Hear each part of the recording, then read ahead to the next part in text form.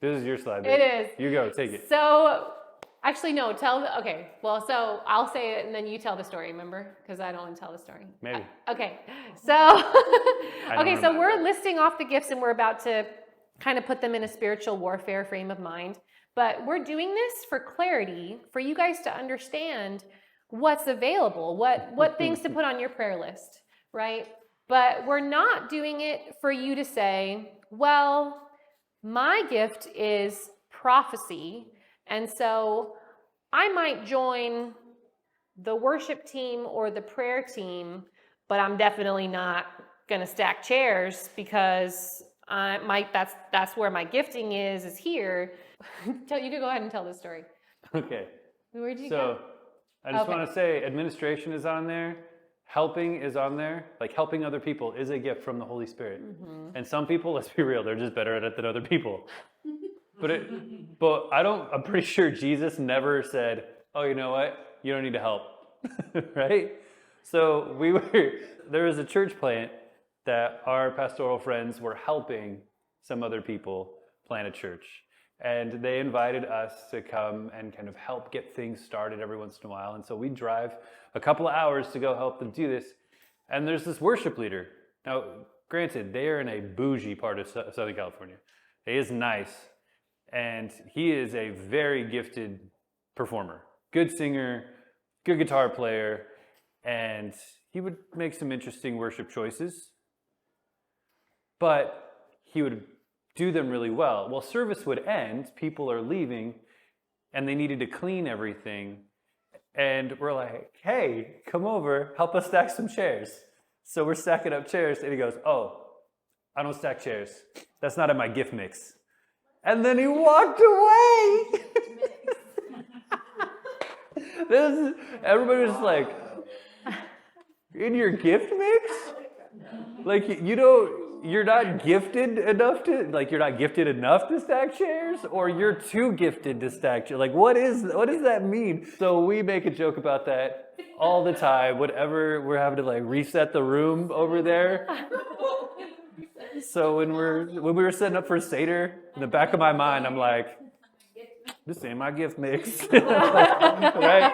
It's so funny. It's the silliest thing I've ever heard, but that's what can happen, right? It's for clarity, not laziness. Yeah. Jennifer and I learned a long time ago, we stopped saying that we were in any particular part of ministry. And we've been super blessed to be a part of church plants and mega churches and minor churches. I don't know what the opposite of mega church is, but we've been in ministry in a lot of different places and been blessed to have some great opportunities. And over the years, we've been in children's ministry, we've been in worship ministry, we've been in young adults ministry, we've done youth group ministry.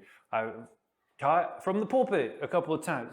And basically, Jennifer and I, we call whatever our deal is, it's spackle ministry. We just find a hole and fill it. We're not called to be lazy because God's given us a gift in one area. Let's be real. If that was the case, I wouldn't be on the worship team. Right? Oh, stop.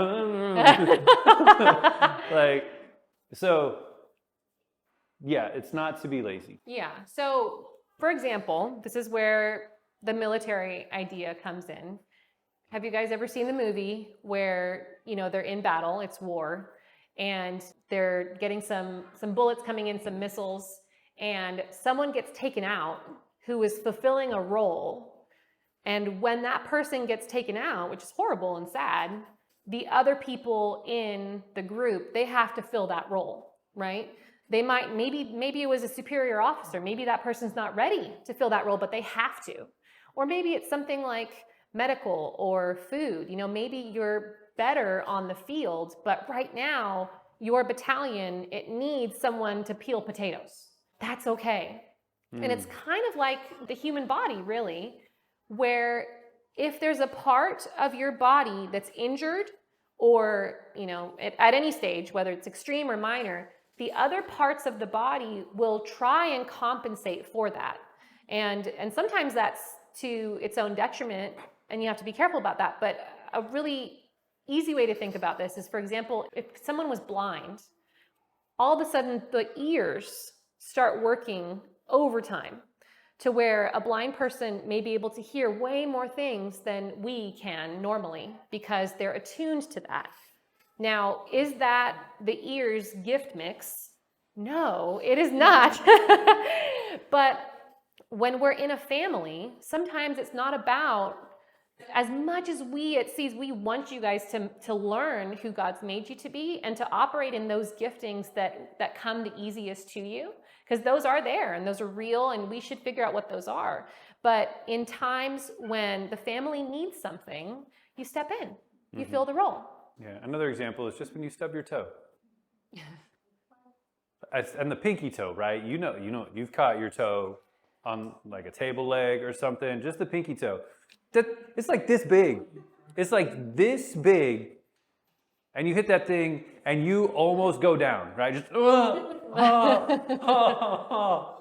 then you're walking like this because the rest of your body's compensating for the pain that this member of your body is in.